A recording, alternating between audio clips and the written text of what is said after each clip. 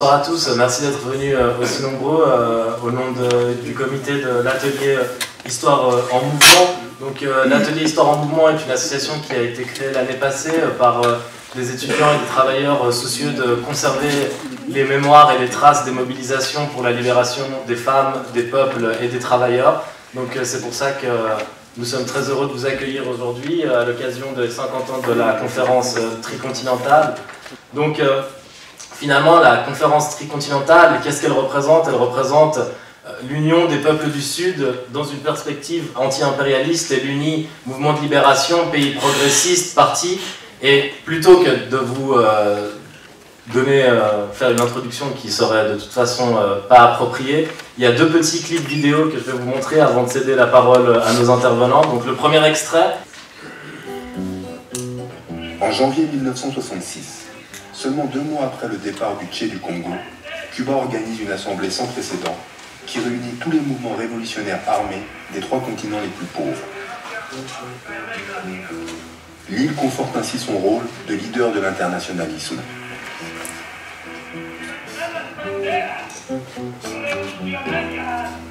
Pour Fidel, c'est une bonne occasion d'évaluer les qualités des révolutionnaires qu'il veut aider.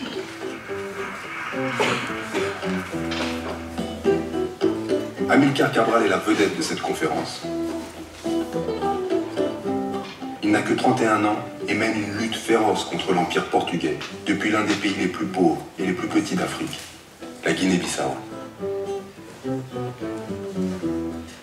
Esta conferencia, aquí en Cuba, territorio libre de América, y primer país socialista en el hemisferio occidental, es en realidad una gran promesa, una gran esperanza para todos los pueblos que luchan contra el imperialismo. Et un petit extrait d'une bande-annonce, c'est le teaser pour un documentaire qui est encore en cours de production malheureusement, mais qu'on aurait adoré vous diffuser à cette occasion. C'est La Tricontinentale, 12 jours pour changer le monde. Donc c'est la maison de production Lova Prod qui est encore en train de le faire.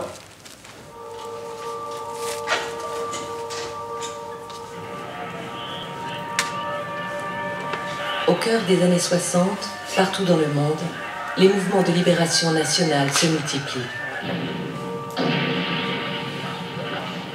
En Afrique, en Asie et en Amérique latine, les peuples luttent pour leur indépendance. Entre les blocs américains et soviétiques, une troisième voie tend d'émerger. La esperanza de un mundo mejor, la imagen por la cual vale la pena arriesgar la vida. Donc chacun de nos peuples, en luttant contre l'impérialisme, aide le Vietnam. 4 grandes figures du tiers-monde, Ben Barka, Che Guevara, Fidel Castro et Ho Chi Minh, se lancent dans un projet sans précédent. Fédérer en une organisation mondiale les mouvements de libération nationale qui luttent sur les 3 continents. Ainsi naît la Tricontinentale. Le 6 janvier 1966, la Havane accueille un événement unique dans l'histoire. Une conférence au sommet des révolutionnaires du monde entier. Pendant 12 jours, 500 délégués, des guerrilleros, des politiciens de futurs prix Nobel, des écrivains, des artistes vont débattre de la révolution mondiale.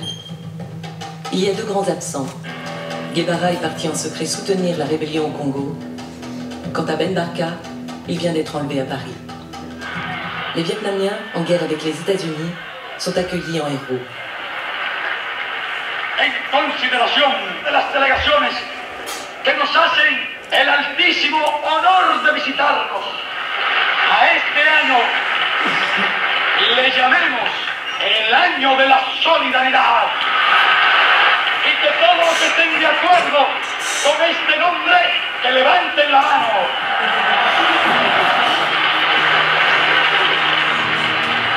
Comment penser la révolution mondiale? Comment combattre l'impérialisme sans se ranger aux côtés des soviétiques ou des Chinois? Pour quelle nouvelle société?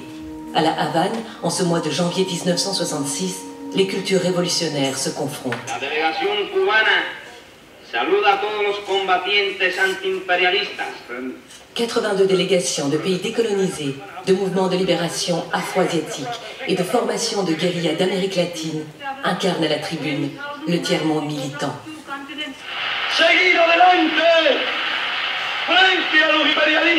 Lors de la conférence, l'Africain Amilcar Cabral prône la lutte armée, alors que le Chilien Salvador Allende défend la voie des urnes.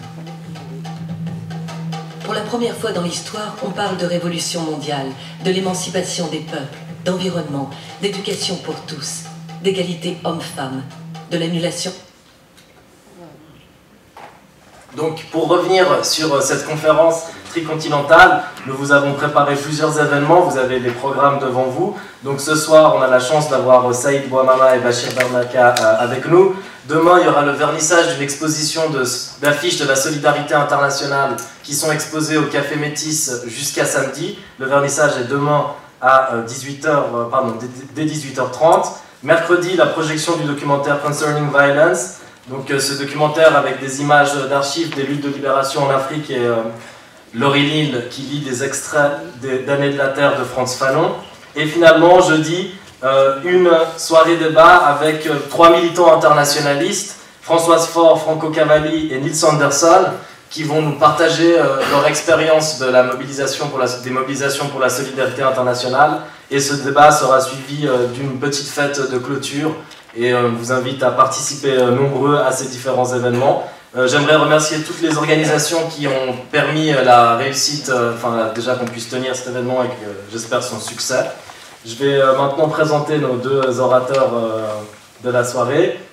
Donc Saïd Bouamama, qui était déjà venu nous présenter son ouvrage Figure de la Révolution africaine et sociologue. Donc à part l'ouvrage que je viens de mentionner, sorti l'année passée, il y a celui fait avec le collectif Manoukian, Dictionnaire des dominations, et les discriminations raciales, une arme de division massive.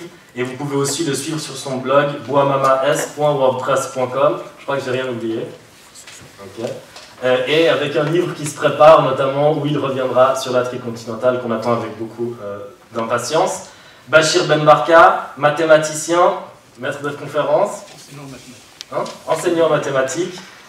Président de la Fondation Ben Barka Mémoire Vivante.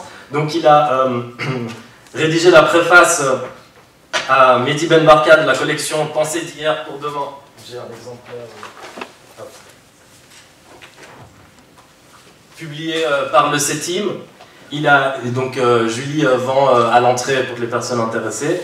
Tino a également publié, il a coordonné l'ouvrage Mehdi Ben Barka en héritage de la tricontinentale à l'altermondialisme. Et la réunion des textes Mehdi Ben Barka, écrit politique, 1957-1965. Donc je ne vais pas conserver la parole plus longtemps. Donc dans l'ordre, ils ont tiré à pile ou face, c'est Bachir qui va commencer. Et on se réjouit d'écouter. Merci beaucoup.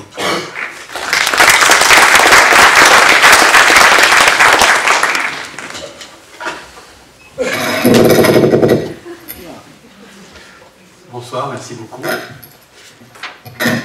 Je préfère dire professeur de mathématiques. Le mathématicien c'était mon père qui était mathématicien. Moi, je fais qu'enseigner les mathématiques.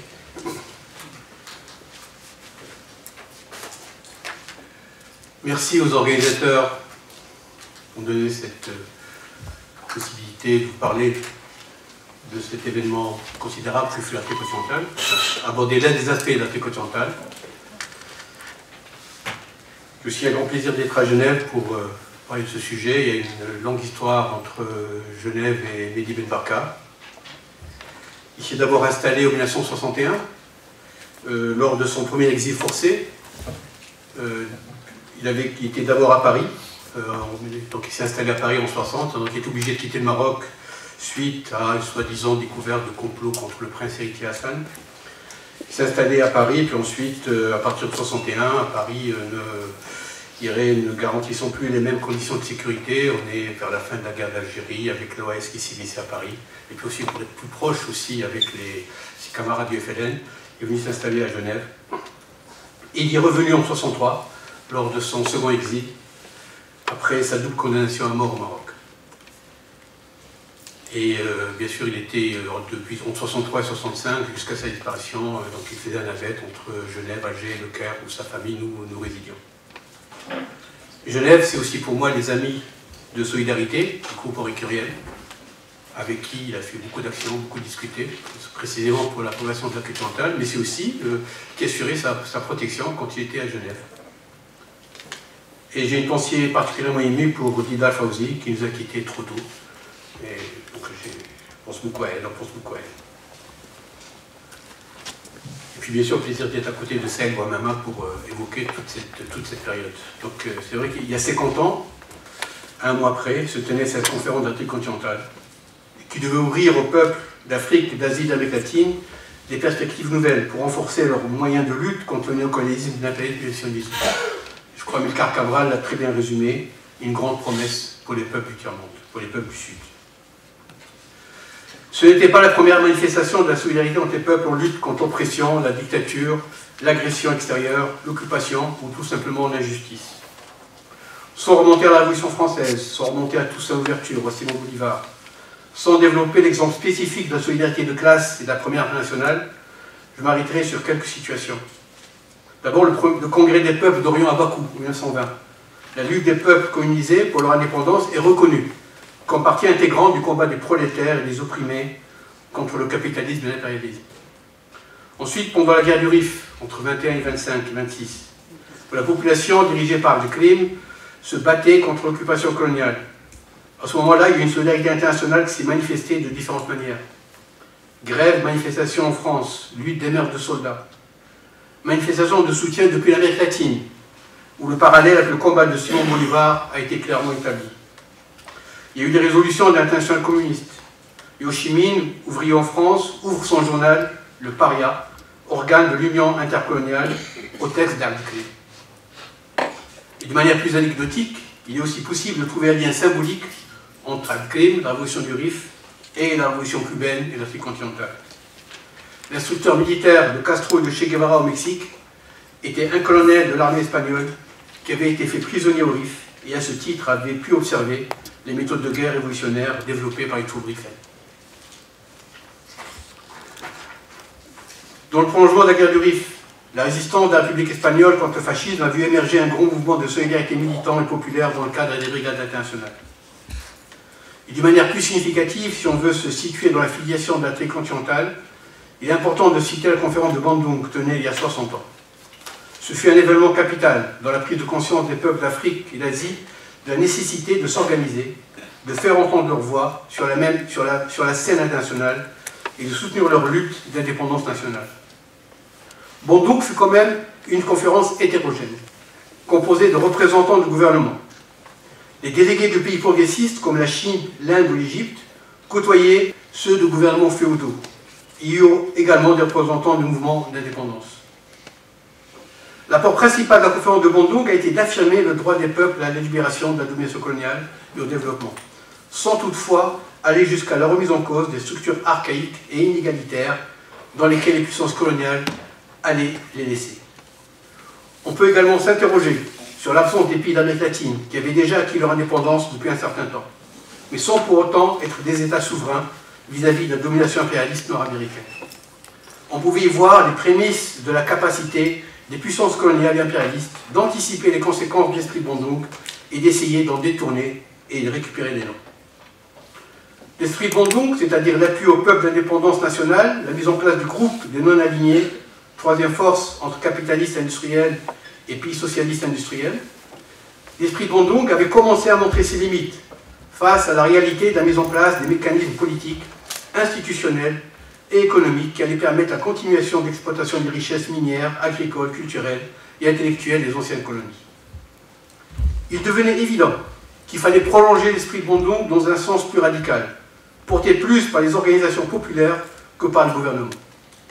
En décembre 1957, se tient au Caire la première conférence de la solidarité des peuples d'Afrique et d'Asie, qui crée l'OSPA, l'Organisation de solidarité des peuples d'Afrique et d'Asie. Ce ne sont plus le gouvernement qui sont représentés dans cette organisation, mais le mouvement de libération et les partis progressistes et révolutionnaires des pays indépendants. La lutte sociale est intimement liée à la lutte pour les indépendances. Et dès 1960, Mehdi Ben Barka met l'accent sur les dangers des alliances objectives entre anciennes puissances coloniales et forces réactionnaires locales. Il faut souligner aussi que dès sa création, dès la création de l'OSPA, l'Afro-Asiatique, la nécessité d'étendre cette solidarité à l'Amérique latine est unanimement ressentie. Deux événements importants vont permettre que cette perspective devienne peu à peu une réalité. D'abord la révolution cubaine et sa victoire en janvier 1959. Ensuite l'indépendance de l'Algérie en 1962. La Havane et Alger, beaucoup plus que le Caire ou Accra, vont devenir les centres de ralliement des mouvements de libération nationale et révolutionnaires africains et latino-américains. En 1963, lors de la 3e conférence de l'Organisation de solidarité des peuples afro-asiatiques à Moshi, en Tanzanie, l'idée de tenir une conférence tricontinentale à La Havane est adoptée. Pour dépasser les conflits internes entre la Chine et l'URSS, Mehdi Ben Barka, qui prend une place prépondérante de la direction d'OSPA, dans tout ce qui concerne l'organisation, propose qu'un comité spécial pour la préparation de cette conférence soit formé, composé de 18 membres, 6 pour chaque continent, avec un noyau, qui aura la difficile tâche de maintenir une ligne indépendante des deux frères ennemis.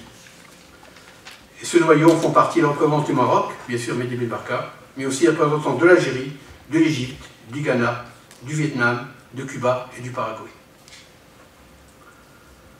Et c'est ce noyau qui va, jusqu'à la tenue de la tricontinentale, garder cette ligne indépendante vis-à-vis des deux grands, Chine et URSS. La concrétisation de l'extension de la solidarité afro-asiatique à l'Amérique latine va être accélérée lors du séminaire afro-asiatique d'Alger, en février 1965, où une forte délégation cubaine est présente, menée par Che Guevara, qui à ce moment-là prépare son départ pour le Congo et la guérilla du Congo. Mehdi Ben Barka est également présent. Avec Ben Bella, tous les trois posent des bases politiques et organisationnelles de la conférence tricontinentale. Dans une lettre du 4 mars, depuis Alger, il écrit, Mehdi Ben Barka écrit, je cite, « L'ambiance était calme, aucun différend n'était palpable entre les deux frères ennemis, entre guillemets, si ce n'est quelques frictions. » Ce qui veut dire que le rôle du noyau dur, je dirais, des membres qui préparent le continental a pu jouer son rôle et puis éviter que les conflits sino-soviétiques ne prennent le pas sur la volonté commune d'aboutir à cette tricontinentale. La solidarité des peuples des trois continents devra se manifester principalement dans le combat anti-impérialiste. La priorité sera cependant donnée au soutien du peuple vietnamien qui commence à subir durement l'escalade des États-Unis d'Amérique. Également, la solidarité avec Cuba restera un souci prioritaire. À ces objectifs clairement identifiés, résonnera en écho le discours de Che Guevara. Il faut créer 2-3 Vietnam. La solidarité internationale doit se concrétiser par l'affaiblissement de l'impérialisme en l'amenant à s'éparpiller sur plusieurs fronts de lutte, que cette dernière soit politique ou armée. Et c'est en mai 1965, à la 4e conférence plénière de l'OSPA, tenue au Ghana, qu'est prise la décision de fixer la date et le lieu de ce qui sera la conférence internationale de solidarité des peuples d'Afrique, d'Asie et d'Amérique latine. Elle se tiendra à La Havane en janvier 1966.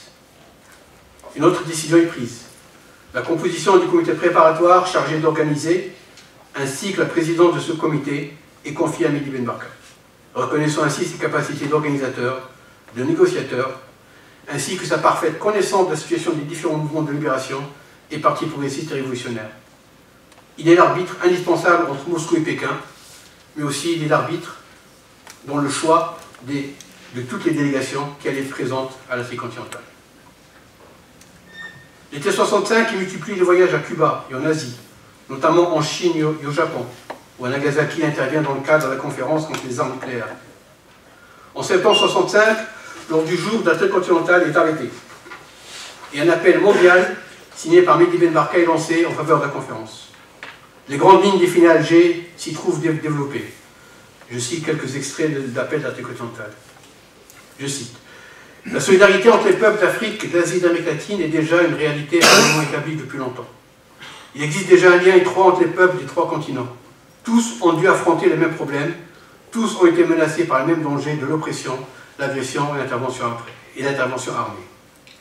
Nos peuples qui pendant de longs siècles ont souffert d'exploitation et d'humiliation, condamnés à être des pays arriérés, possèdent cependant de grandes ressources exploitées seulement jusqu'à ce jour pour assurer l'opulence et le bien-être des impérialistes exploiteurs, c'est-à-dire une minorité privilégiée. Nous sommes décidés à mettre fin à ces anomalies qui ont été à l'origine de nombreux fléaux dont a souffert l'humanité pendant longtemps. Il n'existe pas de force supérieure à celle des peuples quand ceux-ci décident d'être libres et indépendants et veulent obtenir la paix. Fin de citation. La conférence se tiendra à La Havane du 3 au 12 janvier 1966, mais sans celui qui œuvrera tant pour son succès, 430 délégués étaient présents, 187 asiatiques, 131 africains, 112 latino-américains. Je ne vais pas trop rentrer dans le détail de la conférence, ça va y revenir.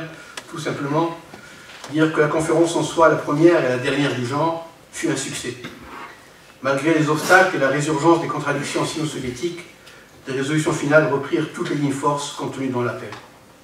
Au-delà de l'aspect politique, elle a été l'occasion unique d'échanger les différentes expériences révolutionnaires et de tirer les enseignements de leurs luttes diverses. Cependant, avec le recul historique, on peut affirmer qu'elle n'atteignit pas tous les objectifs que s'étaient fixés ses architectes, Fidel Castro, Ahmed Ben Bella, Che Guevara, Madi Ben Bakr, et Ho Chi Minh bien sûr. L'un des buts de cette conférence, en plus de mettre sur pied les bases de la solidarité active des peuples des 3 continents, était de réunifier cette action sous l'égide d'une seule organisation, l'OSPA-AAL, Organisation de solidarité des peuples d'Afrique, d'Asie et d'Amérique latine. Cette organisation fut bien fondée, mais sans les réels moyens politiques et matériels nécessaires à sa réussite. La Afro-Asiatique poursuivit son action depuis le Caire, et une organisation de solidarité latino-américaine, l'OLAS, vit le jour à La Havane. La question qui est souvent posée aujourd'hui est que reste-t-il de l'Afrique continentale et de l'espérance qu'elle avait suscitée?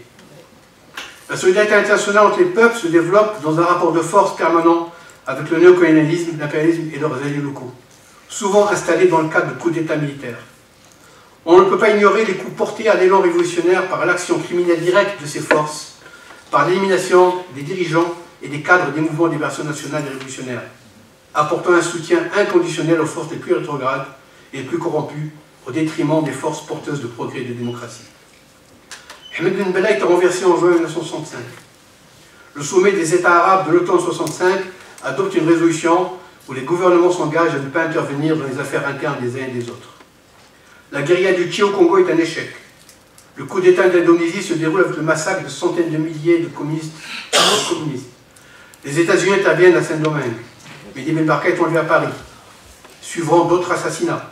Che Guevara, Amilcar Cabral et beaucoup d'autres. Cette offensive généralisée de l'impérialisme est le passage à une nouvelle étape, après la phase de l'euphorie du combat anticolonial et des indépendances politiques. L'impérialisme et ses relais locaux reprennent les positions dominantes mises à un moment en danger par des luttes populaires et des mouvements de libération nationale. Mais de manière plus limitée, on a quand même pu retrouver l'esprit de l'Afrique continentale dans les actions de coopération et de co-développement en Amérique latine entre gouvernements démocrates et progressistes dans le cadre de l'ALBA, ou dans les missions militaires cubaines en Angola, et plus récemment dans les missions civiles, médicales cubaines plus particulièrement. On trouve que, là aussi, on peut faire que le constat que cet esprit de l'Afrique continentale a été beaucoup plus, je dirais, vivant en Amérique latine qu'ailleurs.